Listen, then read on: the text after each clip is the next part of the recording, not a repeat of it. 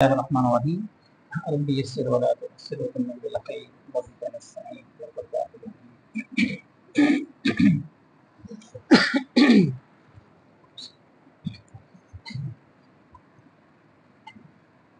ہم مختصر کی گفتگو کو میں چند لفظوں میں سمیٹتا ہوں۔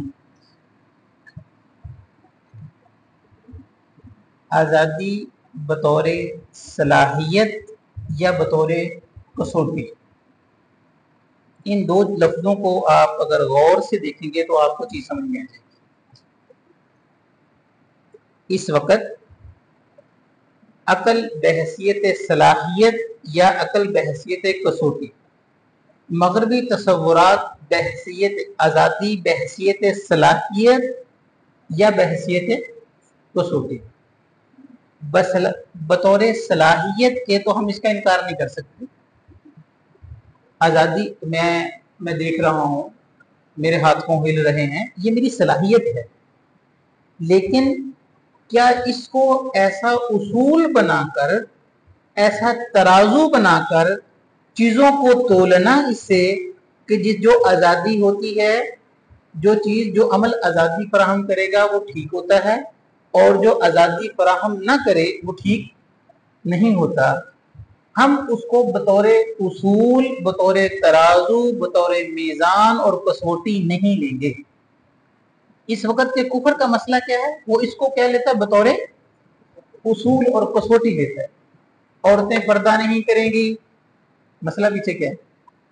چونکہ آزاد ہوتی ہیں، چیزوں کون سی چیز صحیح ہے اور کون سی چیز غلط ہے، اس کے لیے میزان، بحیثیت میزان، انہوں نے ان تین اصولوں کو، آزادی، مساوات، اس کو مادی ترقی، کہ جس عمل کے نتیجے میں آزادیاں زیادہ ہو رہی ہوں، ایکسیپٹیبل، ٹھیک ہے، جس عمل کے نتیجے میں ایکوالٹی، مساوات، تو یہ ترازو بن سکتے ہیں یا نہیں، اس پر ساری گفتگو ہو رہی ہے۔ اس کو سمجھنے کے لیے انہوں نے پھر اس کی تعریف، اس کی اقسام، آزادی کی اقسام، مثبت آزادی، منفی آزادی کے حوالے سے ہم نے ڈسکس کی۔ اسی طرح جتنے بھی دو چار چیزیں اس طرح غیر مرتب سے میں آپ سے اور عرض کروں گا تاکہ ہم اگلی بات کو سمجھ سکیں۔ اسی طرح کوئی اور اصول اور دیکھیں، جب کسوٹی ہی بدل جائے گی، ترازو ہی بدل جائے گا، پیمانہ ہی تبدیل ہو جائے گا، تو اس پیمانے سے آگے نکلنے والی ساری چیزیں وہ بدل جائیں گی۔ اسلام صرف جزئیات یا صرف مسائل اور احکام ہی نہیں آپ کو بتاتا، بلکہ وہ بڑے ہی زور سے تبارک الذی نزل الفرقان، بابرکت ہے وہ ذات جس نے حق اور باطل کو جاننے کے لیے ترازو الفرقان نازل کیا۔ تو مجھے کبھی بھی وہ بدلنے نہیں دے گا، مجھے کبھی بھی وہ فرقان سے ہٹ کر، قرآن سے ہٹ کر، وہ جو وحی سے ہٹ کر کسی اور چیز کو میزان اور ترازو نہیں بننے دے گا۔ اور اگر میں بناؤں وہ ترازو تو میں 100% غلطی کروں گا۔ بہت دفعہ غلطی یہ کی جاتی ہے کہ آپ بہت سارے دلائل اور الہاد پر اور اسلام کی بڑی خدمت کی جا رہی، لیکن اگر آپ نے اپنے ترازو پر جو اللہ کی طرف سے طے کیا گیا، اس میزان پر، اس کسوٹی پر جو اللہ جل جلالہ کی طرف سے بیان کی گئی، اس پر اگر آپ نے کمپرومائز کر لیا، آگے جزیات بہت بدل جائیں گے، جزیات کا مسئلہ ہی ختم ہو جائے گا۔ اس لیے یہ بات سمجھ لیجئے، تصور آزادی، مغرب کا تصور آزادی، ہم اس لیے اس کی حقیقت کو جاننے کی کوشش کر رہے تھے کہ انسان سب سے اعلیٰ، تو جو سب سے اعلیٰ ہوتا ہے وہ آزاد ہو۔ تو اب آپ کو فوراً سمجھ میں آئے گا، آزادی بمقابلہ غلامی نہیں، آزادی بمقابلہ بندگی کے ہے، آزادی بمقابلہ بندگی کے ہے۔ وہ جو تصور ذہن میں بیٹھا تھا نا، آزادی شاید اگر آزادی نہیں ہے تو کیا غلامی ہے؟ غلامی تو نہیں، ٹھیک ہے۔ تو اس کنفیوژن سے باہر نکلیں۔ اس وقت کے کفر کا جو مدعا ہے، جو دعویٰ ہے، جو آزادی کی ڈیمانڈ ہے، وہ کیا ہے؟ انسان آزاد ہوتا ہے، آپ کا دعویٰ یہ ہے کہ انسان غلام ہوتا ہے، آپ کا یہ دعویٰ نہیں ہے. آپ کا دعویٰ ہے کہ انسان عبد ہوتا ہے، اور وہ عبدیت سے انکار، فریڈم ان عبدیت سے انکار تھا ہر پہلو میں، انفرادی طور پر بھی اور اجتماعی طور پر بھی. جو ہم نے اسلام کے جو حصے پڑھے تھے، عقائد میں بھی، عبادات میں بھی، رسومات میں بھی، بحیثیت فرد بھی میں جو سوچنا چاہوں سوچ لوں، جو خیال کرنا چاہوں کر لوں، جو تبصرہ کرنا چاہوں کر لوں، بول کے لب آزاد ہے. پھر دوسری طرف اظہار رائے کی آزادی، پیچھے کیا ورک کر رہا ہے، سمجھ گئی بات؟ تو جو بحیثیت عبد کھڑا ہے، میں جل جلالہ کا غلام اور اللہ کا بندہ ہوں، تو وہ کیسے کہے گا کہ میں جو میرے خیال میں آئے گا کہ میں اس کو ظاہر کروں گا؟ شاید آپ نے سنا ہوگا صحابہ کرام کے بارے میں، یا رسول اللہ کبھی بات ہمارے دماغ میں کبھی ایسی بات بھی آتی ہے، اللہ کی قسم ہم آگ میں گر جانا پسند کر لیں گے، لیکن وہ بات زبان کی نہیں لا سکتے. کیوں؟ اس لیے کہ میں بحیثیت عبد ہوں. صحیح. بس یہ نقطہ اگر ہمیں سمجھ میں آ جاتا ہے کہ آزادی بمقابلہ غلامی، آزادی بمقابلہ عبدیت ہے، تو چونکہ میں ہر معاملے میں اللہ کا عبد ہوں، عقائد میں بھی، عبادات میں بھی، رسم و رواج میں بھی، معاشرت میں بھی، معیشت میں بھی اور سیاست میں بھی. اور دوسری طرف کفر کھڑا ہے، وہ کہہ رہا ہے نہیں، چونکہ تو سب سے اعلیٰ حقیقت ہے، تیرے سے اوپر اور کوئی سپیریئر اتھارٹی نہیں، then you have to decide what is wrong and what is right. آپ متعین کریں گے، آپ بتلائیں گے شر اور خیر کیا ہوتا ہے، صحیح اور غلط کیا ہوتا ہے. کسی انسان کو عقیدہ رکھنا ہے تو عقیدہ کیسا ہونا چاہیے؟ وہ کبھی کہے گا میں ڈیزم ہوں، میں اگنوسٹس ہوں، میں فلاں ہوں، میں متشکک ہوں، مجھے شک ہے. یعنی جو رکھنا، ان معاملات میں بھی آزاد، ان معاملات میں بھی آزاد، اور ان معاملات میں بھی آزاد. اچھا، یہ تو تھے انفرادی معاملات. اور جو ڈیپینڈنٹ معاملات ہوتے ہیں، جو ہم مل جل کر بناتے ہیں، تو انہوں نے آزادی، مساوات اور مادی ترقی کو بنیاد بنا کر اس پر ایک پورا سسٹم ڈیزائن کیا، اور وہ سسٹم کو پھر قوموں پر نافذ کر دیا ڈنڈے سے. اس سسٹم کو نافذ کر دیا. جیسے کہ مجھ سے کہہ رہے تھے، فرما رہے تھے کہ آزادی کا مطلب قیود اور قیود کا نہ ہونا. قیود، کوئی شخص کتنا کا آزاد ہے دیکھا جائے گا اس کی لیمیٹیشنز، سینس آف لیمیٹیشنز ختم ہو جائیں. لیمیٹیشنز کیا ہو سکتی تھی؟ مادی رکاوٹیں تھیں، یا کوئی سماجی رکاوٹیں تھیں، یا کوئی اخلاقی اور قانونی رکاوٹیں تھیں. تو مادی رکاوٹیں دور کرنے کا بیڑا اٹھائے گی سائنس. مخالفت نہیں کر رہا، ہم کفر کی ابھی کفر و حقیقت کو سمجھیے پہلے. اور جو معاشرے میں رکاوٹیں تھیں وہ مذہب اور خاندان کا، لہذا معاشرہ میں رہنے کا ایک ایسا سٹرکچر کہ خدا کے بغیر معاشرے کو چلانے کا طریقہ کار، اس کے لیے کا پورا ہم چیپٹر پڑھیں گے، سول سوسائٹی کا تصور، سول معاشرہ کیسا ہوتا ہے. یعنی مذہب اور خاندان کے بغیر ایک معاشرہ، اس کے لیے پورا، یعنی آزادی اور مساوات کو بنیاد بنا کر انہوں نے پورا ایک قانون نامہ، ایک طریقہ کار وضع کیا. اور پھر اس طریقے کا بھی آپ نے ایسے ہی چلنا ہے، آپ نے ایسے ہی چلنا ہے. جب وہ کوئی قوم 10 20 30 40 سال اس طرح چلے گی نا، تو اس کے رفتہ رفتہ عقائد بھی بدل جائیں گے. 17ویں صدی عیسوی سے پہلے کے کفر کا طریقہ یہ تھا کہ پہلے عقائد بدلے جاتے تھے، پھر اعمال بدل جاتے تھے. آپ گزشتہ 17ویں صدی عیسوی سے پہلے کفر کی جتنی بھی شکلیں، وہ عیسائیت کی شکل میں ہو، ہندوازم کی شکل میں ہو، یہودیت کی شکل میں ہو، فلاں فلاں جس بھی شکل میں ہو، پہلے عقیدہ بدلا جاتا تھا اور پھر آگے چیزیں بدل جاتی تھی. لیکن پچھلے 250 سال سے کفر کا طریقہ اور بدل گیا.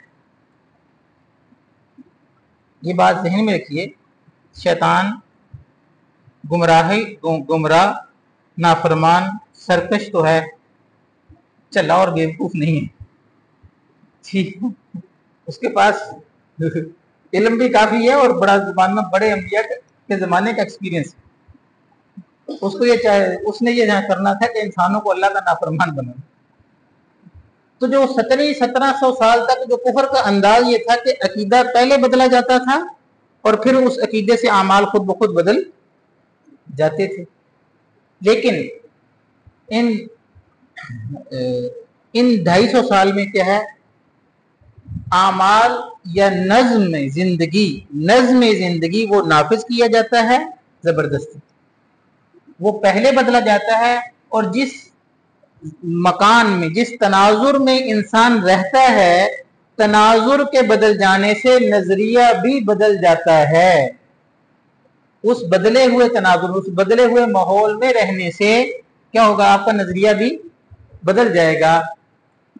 तो वहां पर तौहीद से, रिसालत से या इबादत से उस तरह का शगफ नहीं रहता। लिहाजा कुफर की डिमांड अगली स्लाइड निकालें।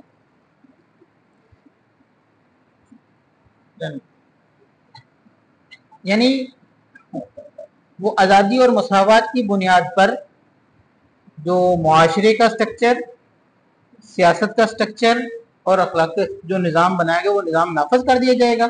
उससे आहिस्ता आहिस्ता अकायद के साथ उस तरह की वाबस्तगी और इबादत में उस तरह का वसूख बाकी नहीं रहेगा। ये तरीका कर सकता है जी।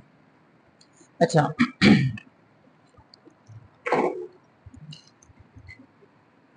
और आखिरी बात मुझे बताइएगा कि अगर कोई शख्स ये समझे कि आज़ादी मेरा हक है, उसको कितने हक मिलते हैं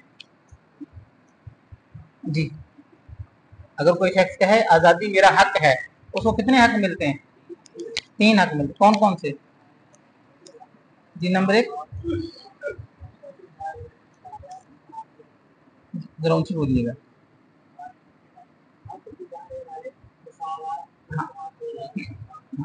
जो कहे कि मेरा आज़ादी मेरा हक है और मुझे आज़ादी मेरा हक है, जबकि जो शख्स ये दावादार होगा तो उसको 3 हक मिलेंगे। नंबर 1, अपना जो भी तसव्वुर खैर और शर, उसने जो भी तसव्वुर खैर और शर बनाना है, मैं जिसको खैर समझूं या जिसको शर समझूं, ये मुझे आज़ादी है। मैं बतलाऊंगा सूद हलाल होता है या हराम होता है, ठीक, फलां काम हलाल है या हराम है, आई विल डिसाइड।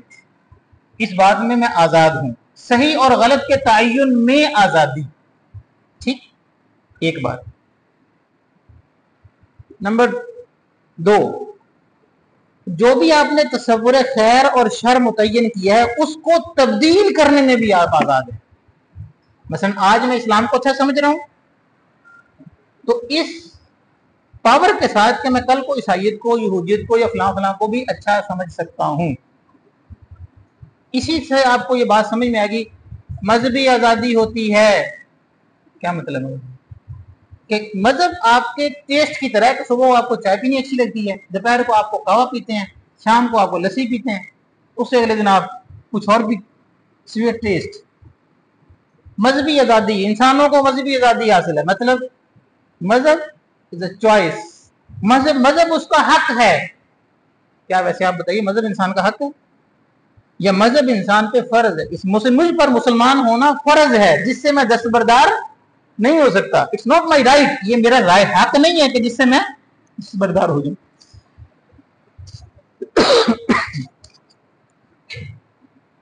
तो जब कहा जाता है कि ये इंसान शख्स आज़ादी मेरा हक है, नंबर 1, खैर और शर को मुतय्यन करने की आज़ादी। पहले इंसान क्या करता था? खैर और शर किससे पूछता था? जो भी ऊपर बताओ ये सही क्या है और गलत क्या है, वो बतलाएगा। तो जब इंसान ने कहा मैं ही सबसे बड़ा हूं, तो ये सही और गलत का तयन मैं करूंगा। दूसरा, अपने इस तसव्वुर खैर और शर को बदल लेने में भी आज़ादी। आप एक चीज को अच्छा समझते हैं, 10 दिन बाद आप कहें नहीं फलां चीज अच्छी होती है, उसके बाद आप कहें फलां चीज अच्छी होती है, इसलिए कि आप आज़ाद हैं। तीसरा हक, जो भी आपका तसव्वुर खैर या शर है, اس کو آپ کسی دوسرے پر جبرن نافذ نہیں کر سکتے، اس کی آزادی کو مجروح نہیں کر سکتے، وہ آپ کے جیسا وہ بھی خدائی ہے۔ لہذا آپ خیر تو خیر، یعنی ہم ایک حسبہ کمیٹی بنا لیں اور کہیں کہ سارے سب کو نماز پڑھنے کے لیے لگا دیں گے اور فلاں کریں گے، آپ کسی بات کو اچھا سمجھتے ہیں تو یہ آپ کے لیے اچھی عمل کریں، لیکن اپنے اس تصور خیر کو کسی دوسرے کی اوپر نافذ کرنا، اس کی آزادی کو مجروح کرنے کی اجازت آپ کو نہیں دی جائے گی۔ یہ ساری کہانی سمجھ آئے گی جی۔ تو یہ وہ پہلا وہ نظریہ تھا جس کو آزادی، تو لہذا ہاں اس کے ساتھ ہم مساوات اور مادی ترقی کے بھی بارے میں پڑھیں گے۔ اس سے پہلے یہ سمجھ لیجیے، یہ جو دو چار چیزیں، عقل، سائنس، مغربی نظریات، ان میں آزادی، مساوات اور ترقی، ان کو جاننا اس لیے ضروری ہے کہ عصر حاضر میں ان چیزوں کو بطور کسوٹی، بطور پیمانہ، چیزوں کو جاننے کا اعلیٰ ایبسلیوٹ رائٹ کو، یا ایبسلیوٹ جو اس سے اعلیٰ حقیقت مطلق کو جاننے کا وسیلہ سمجھا جاتا ہے ان کو۔ اور ہمارے نادان دوست بھی کئی دفعہ انہی غیر مستحکم چیزوں کو اصول بنا کر، ضابطوں اور کسوٹی بنا کر اسلام کی عالیشان بلڈنگ کو اس پر تولنا شروع کر دیتے ہیں۔ تو کیا ہوگا، وہ چند چیزیں تو اس میں آئیں گی اور باقی چیزیں باہر نکل جائیں گی، تو کیا ہوگا، آپ کا اور سامنے والے کا دماغ تشکیک سے بھر جائے گا، شک و شبہات سے بھر جائے گا۔ یہ غلطی آج کی نہیں ہے، یہ دوسری صدی ہجری میں جب جن لوگوں کو آپ معتزلہ کے نام سے جانتے ہیں یا خوارج کے نام سے جانتے ہیں، یا اس طرح کے جو دوسرے لوگ بہکے ہوئے لوگوں کو آپ جانتے ہیں، ان کا بنیادی مسئلہ یہ تھا کہ انہوں نے اس الہامی شریعت کو جو محمد عربی صلی اللہ علیہ وسلم پہ نازل ہوئی، اس کو یونانی فکر و فلسفہ یا اس وقت کی جو سائنس تھی اس کو معیار، اصول اور کسوٹی بنا کر جانچنا شروع کیا۔ جب وہ والی اینک لگائی، یونانی فکر و فلسفہ والی اینک لگا کر جب انہوں نے اسلام کو دیکھا تو ان کو اسلام ٹیٹا میٹا نظر آیا، پھر تعویلیں کرنی شروع کر دی، نہیں اس کا مطلب یہ ہے، اس کا مطلب یہ ہے، اور اس کا مطلب یہ ہے۔ اصل وجہ کیا تھی؟ اصل وجہ یہ تھی کہ اسلام جل جلالہ نے نازل فرمایا تو اس کے اصول اور مبادی، صرف فروعات نہیں، فروعات بھی یہاں سے لیں گے، اصول و مبادی بھی یہاں سے لیں گے، اور ایمان کو ایسے ہی قبول کریں گے جس طرح جناب رسول اللہ صلی اللہ علیہ وسلم نے صحابہ کو قبول کروایا تھا۔ وہ لاجیکل تھا یا وہ اعتقاد اور اعتماد کی بنیاد پر تھا؟ حضور صلی اللہ علیہ وسلم پر صحابہ جب ایمان لے کر آئے وہ کس بنیاد پر تھا؟ آپ صلی اللہ علیہ وسلم کی 40 سالہ زندگی تھی، آپ پر اعتماد اور والہانہ یقین، آپ کی رسالت کو اس طرح دل سے مانا کہ آپ نے کہا اللہ ہوتا ہے تو ان کا اللہ بھی ہوتا ہے۔ یہی میتھڈ تھا نا۔ تو اور پھر اس ایمان کے ساتھ محبت کی چاشنی ملنا، وہ سارا کچھ جو بھی تھا۔ اچھا، عرض یہ کرتا چلوں کہ اس وقت جو عصر حاضر میں ایک جو سب سے پہلا کفر کا جو وار ہوتا ہے وہ کہتا ہے سب سے پہلے ہم ایسی عالمگیر حقیقت کو مانیں گے جس کو سارے مانتے ہیں۔ وہی کو سارے نہیں مانتے، چونکہ عقل کو سارے مانتے ہیں، لہذا ہم یوں کر لیں گے۔ اس پر انشاءاللہ میں اگلے لیکچر میں آپ کو بتا دوں گا کہ دنیا میں کوئی ایبسولوٹ ریالٹی نہیں ہوتی۔ شاید آپ کے لیے یہ بڑی عجیب سی بات ہو، دنیا میں کوئی بھی چیز ایسی نہیں ہوتی جس میں سارے یقین رکھتے ہوں۔ ہر انسان اپنے مابعد طبیعتی تناظر میں چیزوں کو جج کرتا ہے، اور تجربہ اور عقل اور سائنس، ان میں کسی میں اتنی جان نہیں ہے کہ یہ خود اصول اور کسوٹی بن سکے۔ ہاں، آ جا کے پھر وہی آخری حل پھر وہی ہی رہ جاتا ہے کہ وہی ایسی چیز ہوگی جس پر اعتماد کرنے کا ذریعہ بن سکے۔ ٹھیک ہے جی، وہ ہم انشاءاللہ بعد میں اس پر ایک مستقل ایک لیکچر کر لیں گے، جس سے ان شارٹ مختصراً یہ کہ میرے نزدیک عقل صلاحیت ہے، جس طرح میری آنکھیں دیکھتی ہیں سنتی نہیں ہیں، کان میرے سنتے ہیں دیکھتے نہیں ہیں، اور ٹیسٹ بھی نہیں بتلاتے، تو عقل بھی مجھے چند چیزوں کی حقیقت کے بارے میں آگاہی دیتی ہے، لیکن یہ کل نہیں ہے۔ تجربہ وہ بعض معاملات میں مجھے بتائے گا اور بعض نہیں بتائے گا. وہ کون سے بعض ہیں جس کے بارے میں نہیں بتلائے گا. تجربے کے ساتھ ایک پرابلم ہے, یہ جز پہ تجربہ کرتا ہے, کل پہ نہیں. وہ میں انشاءاللہ آپ سے عرض کر دوں گا. یعنی یہ وہ ساری چیزیں ہیں جو کسوٹی بننے کے قابل نہیں ہوتی. جب آپ ان ادھوری چیزوں کو کسوٹی بنا کر اور اسلام کا عالی شان نظم کو اس کے دائرے میں کھڑے ہو کر دیکھنے کی کوشش کرتے ہیں تو غلط دائرے کی وجہ سے آپ پھنس جاتے ہیں. غلط دائرے کی وجہ سے آپ خود بھی تشکیک میں جائیں گے اور سننے والوں کو بھی تشکیک میں رکھیں گے.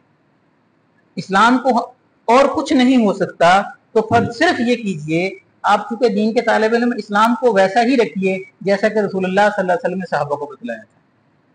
یہ خود ایسی ایک اعلیٰ جاندار حقیقت ہے جو دلوں میں اپنا گھر خود بنا لیتی ہے. اس کو کھڑے ہونے کے لیے کسی اور بیساکھیوں کی ضرورت نہیں ہوتی. یہ خود ایک اتنی مستحکم مضبوط چیز ہے. اچھا جی, چونکہ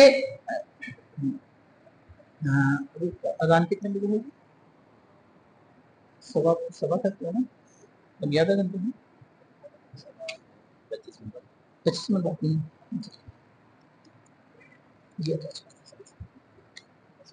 ہاں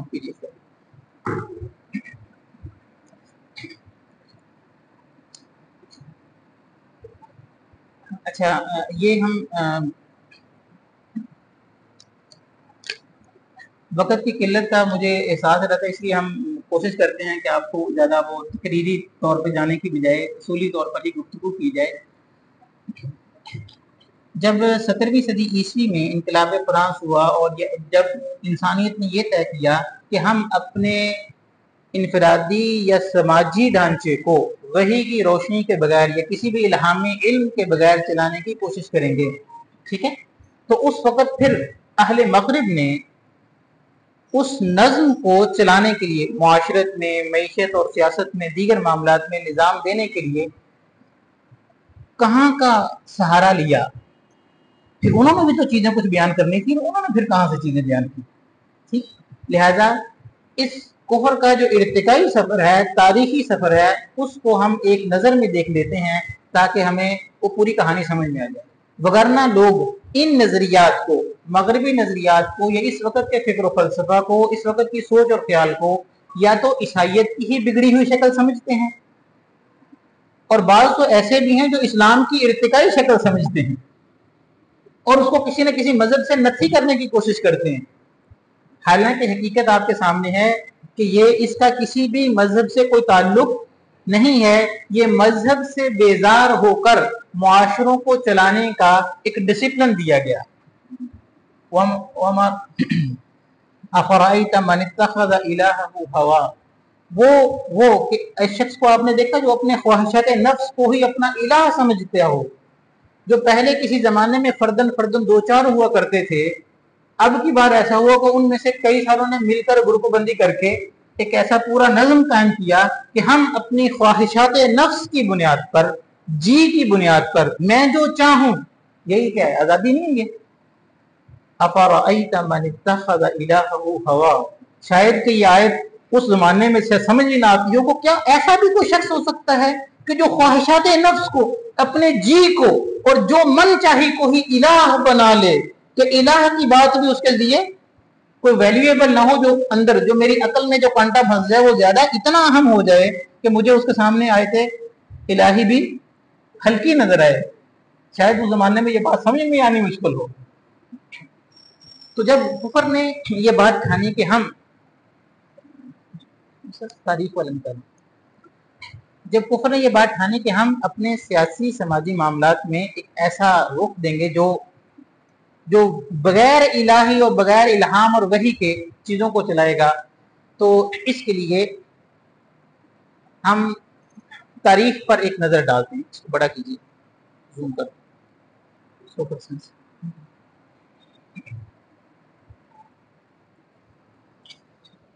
نمبر ہوتا ہے جمع پلس.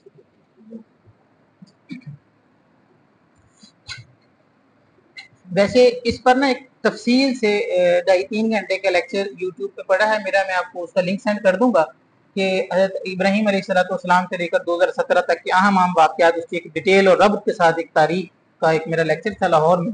انہوں نے ریکارڈنگ کی تھی تو وہ میں آپ کو انشاءاللہ وہ شیئر کر دوں گا. لیکن اب مختصر سے وقت میں آپ کو, تاکہ ہمیں جو مدعا ہے ہمارا وہ سمجھ میں آ جائے. عصر حاضر میں کچھ اصطلاحات بولی جاتی ہیں. قبل از تاریخ کا لفظ, یہ تاریخ سے پہلے کی بات ہے. ازمن وسطی یا ڈارک ایجز, جہالت کا زمانہ بولا جاتا ہے.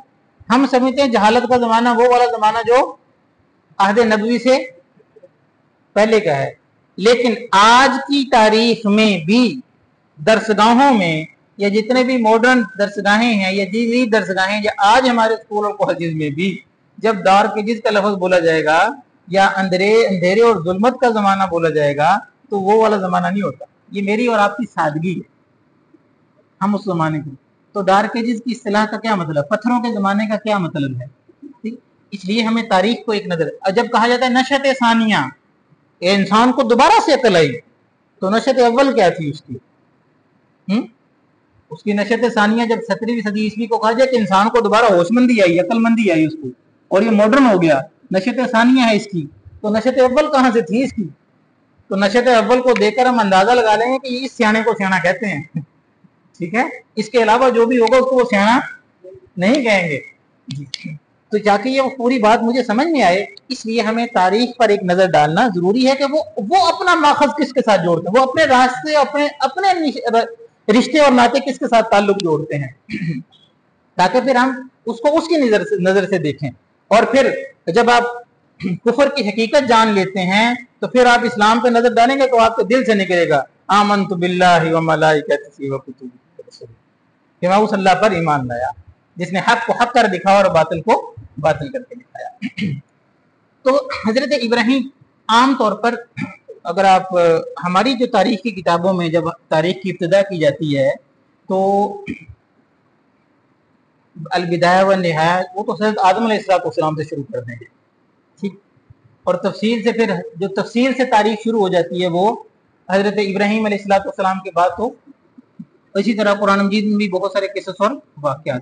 لیکن ماڈرن ہسٹری میں جب بھی کہا جائے گا, تاریخ کی جب بات کی جائے گی تو تاریخ کی بات وہ حضرت عیسیٰ علیہ السلام سے 600 سال قبل از مسیح, وہاں سے تاریخ کی ابتدا ہوگی, ٹھیک.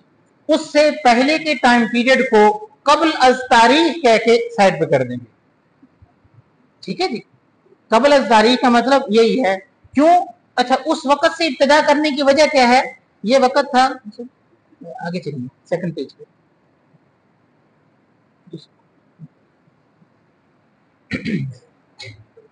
اس وقت اگر تاریخ کو مختصراً دیکھتے ہیں تو اس کے 3-5 بڑے دور ہیں, جس کو یونانی دور, یونانی دور تک پہنچنے سے پہلے حضرت ابراہیم علیہ السلام کے کتنے بیٹے تھے؟ 2 بیٹے, حضرت اسماعیل اور حضرت اسحاق علیہ السلام, ٹھیک ہے. اور حضرت اسحاق کے بیٹے حضرت یعقوب علیہ السلام کا ہی لقب تھا اسرائیل. کیا لقب تھا جی؟ اسرائیل. انہی کے کتنے بیٹے تھے؟ 12 بیٹے تھے. تو انہی 12 بیٹوں کی جو اگر نسل چلی اس کو کیا کہا گیا؟ بنی اسرائیل. اور بنی اسرائیل کے جو بڑے بیٹے کا نام تھا یہودا. کیا نام تھا؟ یہودا. تو بنی اسرائیل کو یہودی بھی کہا جاتا ہے. پھر کیا ہوا کہ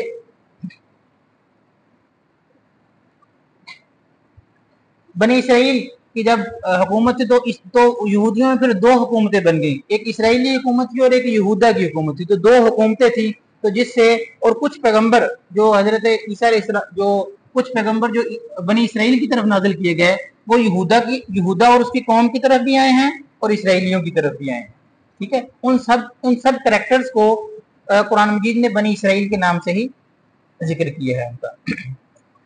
اچھا جی, اور وہ بخت نصر نے جب بیت اللہ پر حملہ کیا تو اس کا بھی قرآن مجید میں واقعات ہے.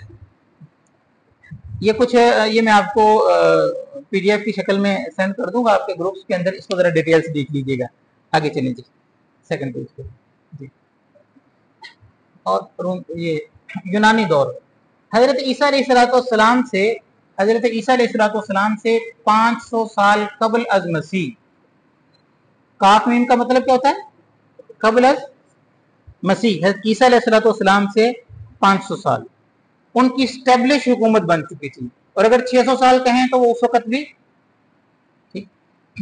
اور جو مسئلہ فیثاغورس وغیرہ کا نام اگر سنا ہو تو وہ اس زمانے کے آدمی تھے، یونان کے۔ افلاطون اور ارسطو کا نام سنا ہو، اگر آپ نے سقراط کا نام سنا ہو، وہ سارے کہاں کے تھے؟ یونان کے، ٹھیک ہے۔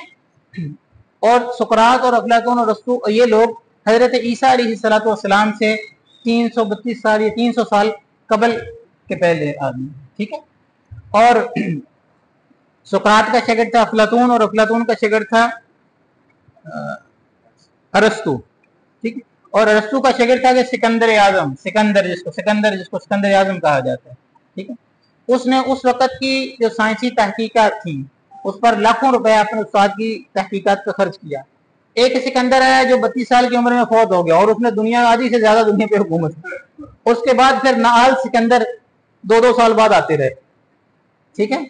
تو یوں ان کی پھر ایسے ہوا کہ 27 قبل از مسیح تک جو یونانی تھاٹ اور ان کی جو حکومت تھی وہ ختم ہو گئی، اور اس کی جگہ پھر رومیوں نے جگہ لی۔ اب رومی تھوڑے سے عقل مند تھے، انہوں نے کیا کیا، جو سوچ، فکر و فلسفہ، نظم حیاء یا اسٹیبلش جو ادارے تھے، علم اور تحقیق اور جو دانائی تھی، وہ وہیں سے لی اور حکومت اپنی بنائی، ٹھیک ہے۔ تو لہذا یہی 2 دور ہیں جن کو آج کی ماڈرن ورلڈ اپنے آپ کو ادھر جوڑنے کی کوشش کرے گی۔ یہی 2 دور ہیں جس کو کہا جاتا ہے کہ یہی نشأت اول ہے، کہ انسان نے الہامی رہنمائی کے بغیر خود سے جو اپنا اسٹیبلش سسٹم کھڑا کیا وہ یہاں پہ تھا، لہذا وہ اپنی چھوٹی چھوٹی چیزوں کو بھی وہاں جوڑنے کی کوشش کریں گے۔ اچھا، رومیوں کی حکومت جو ہے وہ 476 میں ختم ہوئی عیسوی میں، کہ وہاں کا ایک بادشاہ تھا قسطنطین اعظم، وہ عیسائی ہو گیا تھا، ٹھیک ہے۔ عیسائی ہونے کے بعد بس ازمنہ وسطیٰ کہا جاتا ہے، ازمنہ وسطیٰ کو ڈارک ایجز اور اندھیرے کا زمانہ بھی کہا جاتا ہے، یعنی 476 سے لے کر 15ویں صدی عیسوی تک، یہ جو درمیان والا زمانہ ہے 476 سے لے کر 15ویں صدی عیسوی تک کا زمانہ، یہ وہ زمانہ ہے جس زمانے میں دنیا کے اکثر خطے پر وہ لوگ غالب تھے جو اپنے اداروں کو کسی الہامی تعلیمات کے مطابق چلانا چاہتے تھے، عیسائیت یا اسلام کی شکل میں، سمجھے؟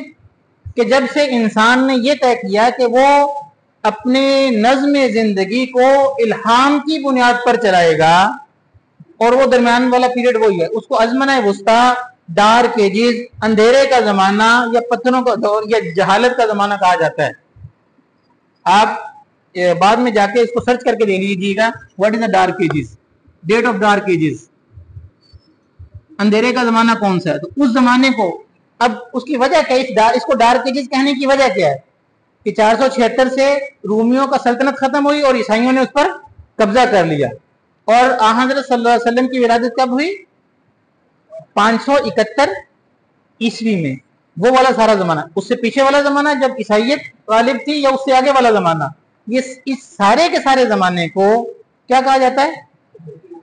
ازمنہ وسطیٰ اور ڈارک ایجز۔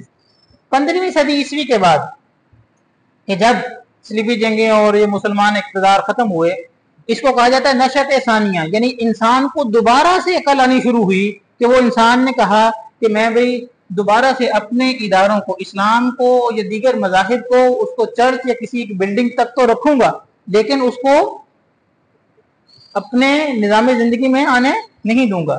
یعنی مذہب بطور مائی ٹیسٹ آف لائف، یعنی مجھے ایک تسکین کا ذریعہ ہے، میرا گائیڈر نہیں ہے، مجھے خود ڈکٹیٹ نہیں، مجھے خود نہیں بتائے گا، بلکہ میں اس کو جس طرح مجھے کھانے پینے کی ضرورت ہے، کسی سے گپ شپ لگانے کی ضرورت ہے، تو لہذا کچھ مذہبی معاملات کرنے میں بھی مجھے ذرا سکون ملتا ہے۔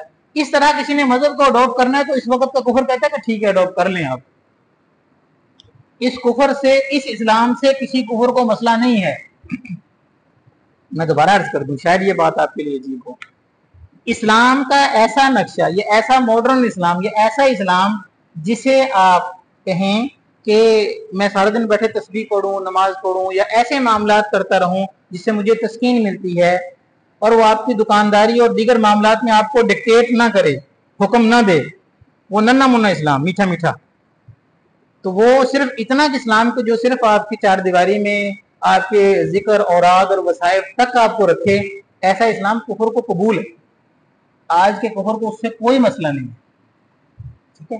ہاں، اور اس زمانے میں جو ازمنہ غصہ جس کو کہا جاتا تھا، وہ آپ کی عدالتوں میں یا اسٹیبلشمنٹ میں وہ سارے اصول ضابطے یا قاضی کے فیصلے وہ اسی بنیاد پر ہوتے تھے، اس لیے اس کو کیا کہا گیا؟ ازمنہ غصہ۔ اور 15ویں صدی عیسوی میں یہ دوبارہ سے مارٹن لوتھر اور دیگر لوگوں نے تحریکیں چلانی یہ شروع کی، اور یہ جو آپ فکر و فلسفہ آپ پڑھ رہے ہیں، جو ہم ابھی پڑھ رہے ہیں، اس کا سب سے پہلا وار عیسائیت پہ ہوا تھا۔ اس کا سب سے پہلا بار 17ویں صدی عیسوی میں عیسائیت پہ ہوا تھا، اور پچھلے 30 سال سے مسلم ورلڈ پہ اس پہ وہی تجربے اسی طریقہ کار کے ساتھ کیے جا رہے ہیں۔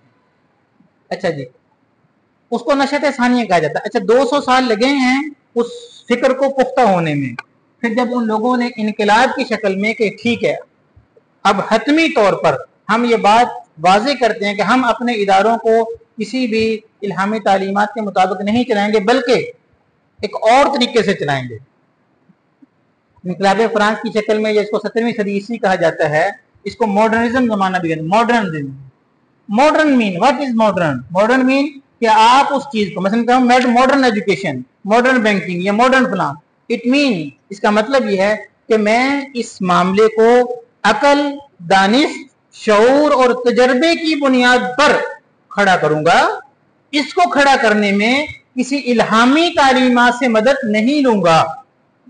That's man modern.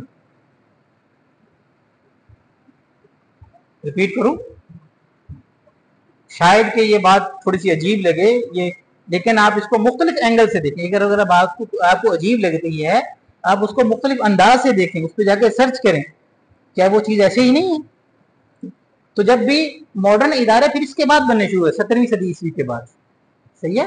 اسی کو ماڈرنزم کا ٹائم آف ماڈرنزم کہا جاتا ہے۔ ماڈرنزم مین کہ میں اپنی معاش کے معاملات کو، لینے دینے کے نظم کو ایسے ترتیب دوں گا، اپنے شعور، عقل، تجربے کی بنیاد پر میں ان معاملات کو کیسے ہونا چاہیے، وحی اور الہام کے بغیر، یعنی اپنے اجتماعی معاملات سے، اپنے ڈسپلن آف لائف سے دین کو قصدن جان بوجھ کر نکال کے باہر پھینک دوں گا، اور پھر اپنے نظم زندگی کو مرتب کروں گا۔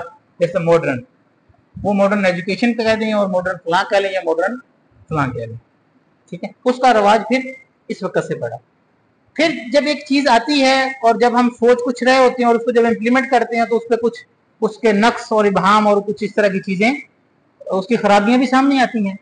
تو 1970 کے بعد پھر اس پر تنقید ہونی شروع ہو گئی کہ وہ نظام جس پر 250 سال لوگوں نے چلا، اور دنیا نے 2 بڑی عظیم جنگیں دیکھی، اور دنیا نے ایسی جنگیں دیکھی کہ کبھی انسان اتنے قتل ہوئے ہی نہیں تھے، اور وہ جو بات جو آج کہی جاتی ہے نا کہ مذاہب سے انسان مر گیا، لڑ گیا اور فلاں ہو گیا اور فلاں ہو گیا، اور جناب ایسا یریدون لیطفئوا نور اللہ کہ وہ چاہتے ہیں کہ پھونکے مار کے اسلام کو بجھائیں، کہ ایسا پروپیگنڈا کریں کہ یہ پروپیگنڈا ہے جناب، کہ جہاں کہا جائے کہ مذاہب نے انسانوں کو لڑا دیا اور فلاں کر دیا۔ بھائی آپ بتائیے کہ جنگ عظیم اول اور جنگ عظیم دوم میں کون سے مذاہب تھے جنہوں نے انسانیت کو مارا؟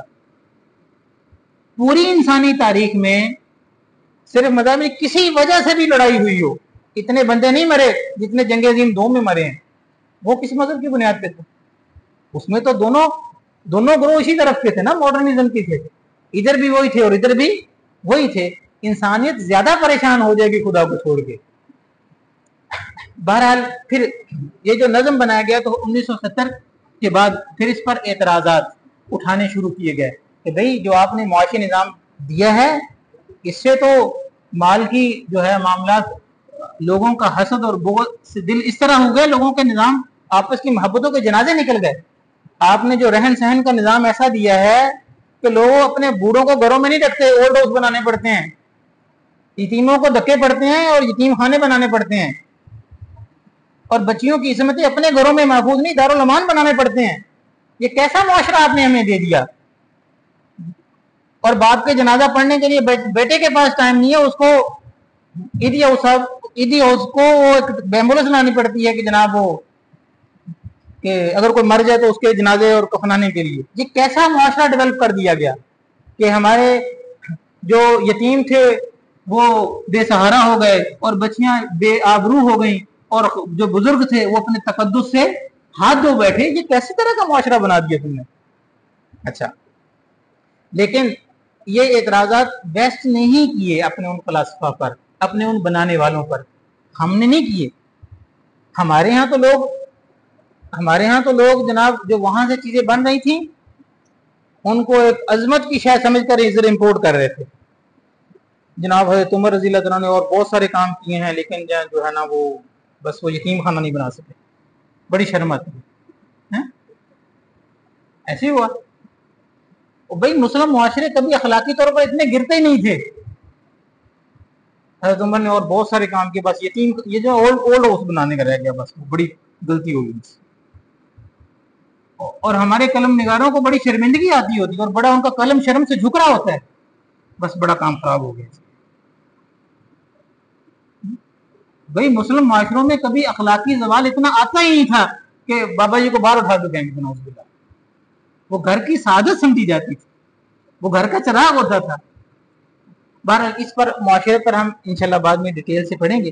مختصراً یہ کہ شیخ دیکھیے یہ تاریخ کا ایک ہم نے ابھی 3 دور پڑھے. کون کون سے پڑھے؟ ذرا اس کو چھوٹا کیجیے گا جی.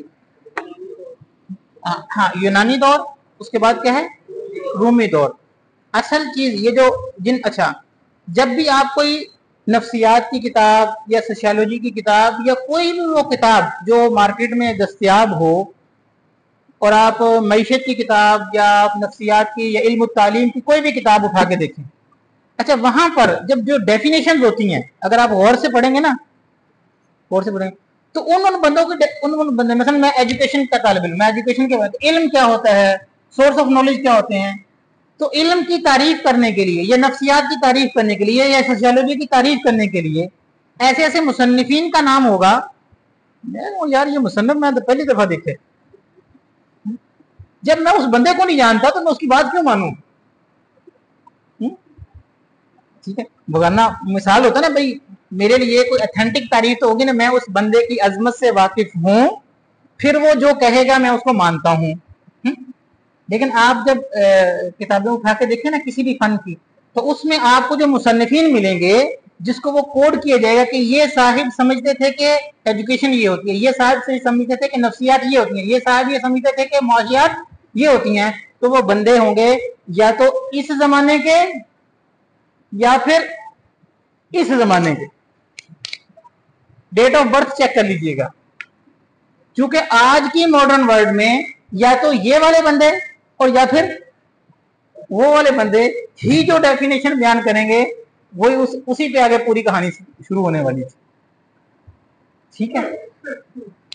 ہاں اگر کوئی آدمی درمیان میں کوئی تنگ کرے، نہیں مسلم فلاسفر بھی ہوتے تھے، وہ 2-4 1-2 چونکہ آپ مسلمان ہیں تو لہٰذا آپ 1-2 وہ اس میں ڈال دیے جائیں گے، ورنہ اکثر وہ ہوں گے نہ میں ان کو جانتا ہوں اور نہ میں ان کو جانتا ہوں، اور ان کی جو ڈیفینیشن ہے وہ میں رٹا لگا رہا ہوتا ہوں. اچھا اس آخری جملے کو بتانے کا مقصد یہ ہے کہ کیونکہ ان کا نشت ثانیہ کے بعد اور وہ جو نشت اول تھی، نشات اول، اس کے لیے شاید نشات اول کی ٹرم اصطلاح تاریخ میں نہیں بولی جاتی، یہ میں نے اپنی بنائی ہے. ہاں یہ نشت ثانیہ ضرور بولی جاتی، نشت ثانیہ. تو اگر ثانیہ ہے تو اول بھی تو کوئی ہوگا نا، تو وہ یہ سارا اپنا سارا کچا چٹا کس کے ساتھ جوڑتے ہیں؟ ادھر کے ساتھ جوڑتے ہیں. ٹھیک ہے. اور درمیان کا زمانہ کیا ہے؟ یہ ہے ازمنہ وسطیٰ اور ڈارک ایجز اور ظلمتوں کا زمانہ، اندھیروں کا زمانہ اس کو کہا جاتا ہے. اس زمانے کا قصور کیا ہے؟ وہ قصور یہ ہے کہ جس میں انسانیت نے الہام کی بنیاد پر نظم چلنے اور چلانے کی کوشش کی تھی. ٹھیک ہے. اور آج کا کفر وہ یہ کہتا ہے کہ اگر تم اس کی بنیاد پہ چلو گے تو ایسا ہو جائے گا اور ویسا ہو جائے گا. اور کیا کہے گا وہ، جس طرح وہ فسادی کہتے ہیں अला इन्नहुम हुमुल मुफसिदून, तो जो फसादी सबसे ज्यादा नहनु मुस्लिहून, कि हम इस्लाह करने वाले हैं। और फसादी का सबसे बड़ा रोल यही होता है कि कहता है मैं इस्लाह करने वाला हूँ, बाकी सारे लोग फसादी हैं। और अल्लाह कहते हैं अला इन्नहुम हुमुल मुफसिदून, यही असल में फसादी हैं। तो ये एक ये तारीखी तौर पर इसको अगर आप मैंने बड़े ही इख्तिसार के साथ चीज़ों को आपके सामने रखा है, आप इसको मुख्तलिफ एंगल से आप गूगल से या नेट से या किसी और चीज़ों से सर्च करें तो आपको चीज़ का रुख यही नज़र आएगा। ठीक है, ठीक है। और फिर इसके हवाले से फिर आपको अपनी जिम्मेदारी भी हमें समझ में आएगी। हम समझ रहे हैं सहाबा का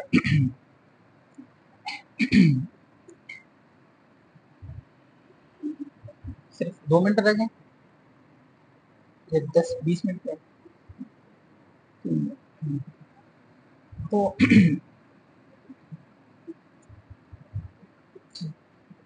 इस पे आप अभी मेरे ख्याल में को मजीद नई बात शुरू नहीं की जाती।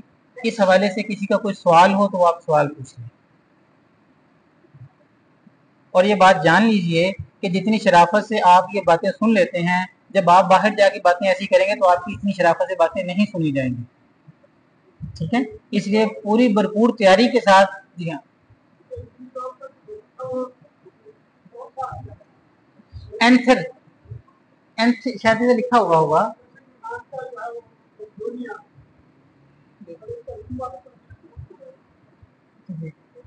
इसकी इसकी जो जुज़वी मालूमात थी वो मैंने इसको जमा नहीं की। आमतौर पर जो यूनान का था वो एंसिस, यहाँ पे सुकरात और अफलातून ने एकेडमी बनाई थी और वहाँ पे लोगों को अपने तसव्वुरात सिखाता था। ठीक है, वो था इल्मी वर्षा इन्होंने रूमियों ने फिर वहीं से लिया था। ठीक है जी।